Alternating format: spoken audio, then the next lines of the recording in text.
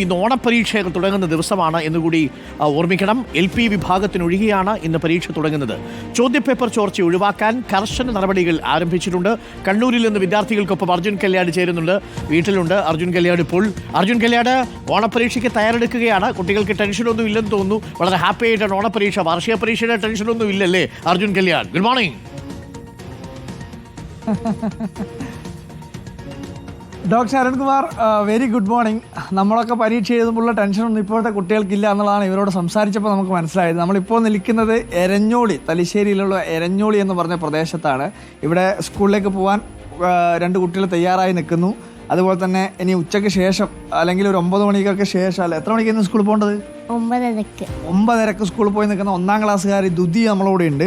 എന്തായാലും നമുക്ക് പരീക്ഷേൻ്റെ വിശേഷങ്ങളൊക്കെ ചോദിക്കാം. പരീക്ഷയൊക്കെ തയ്യാറായി? എല്ലാം പഠിച്ചാ? സത്യം പറഞ്ഞാട്ടെ, പഠിച്ചിനാ? അമ്മയൊക്കെ ഇന്നലെ രാത്രി ഇരുന്ന് കുത്തിയിരുന്ന് പഠിപ്പിച്ചിനാ നിങ്ങളെ? പരീക്ഷക്ക് റെഡിയായി? പേരെന്തേനും? ദ്രുപദും ദേവിക അല്ലേ? പഠിച്ചെല്ലാം റെഡിയായി? പേടിയുണ്ടാ? ചെറുങ്ങനെ ഒരു ടെൻഷൻ ഉണ്ട്. ഇന്നെന്താ പരീക്ഷ? മലയാളം. എനിക്ക് മലയാളം തന്നെ. മലയാളം. ദ്രുപദ് പഠിക്കാൻ 5-ാം ക്ലാസ്. 6-ല്. ഒരു ക്ലാസ് വെറുതെ കുറക്കണ്ടെന്നല്ലേ? നീ എത്രല്ല ദേവിക? 6-ാം ക്ലാസ്.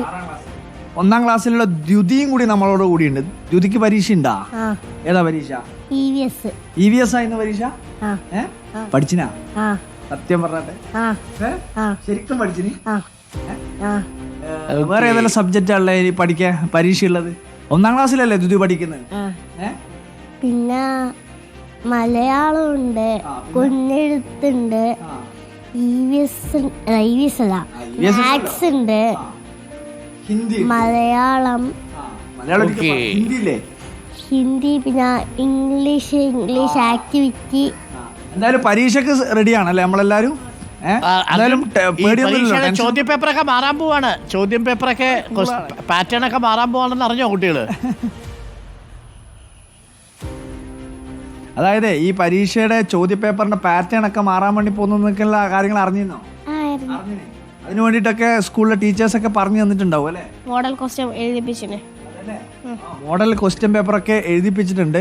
നമ്മളെ കൂടെ അനാമിക എന്ന് പറഞ്ഞൊരു കുട്ടി കൂടി വന്നിട്ടുണ്ട്. അനാമിക തൊട്ടടുത്ത വീട്ടിലുള്ള കുട്ടിയാണ്. അനാമിക കൂടി എത്തിക്കുന്നുണ്ട്. അനാമിക, എന്തുണ്ട്? ലേറ്റായി പോയല്ലേ? എന്തുണ്ട്, പരീക്ഷയ്ക്ക് റെഡിയായോ?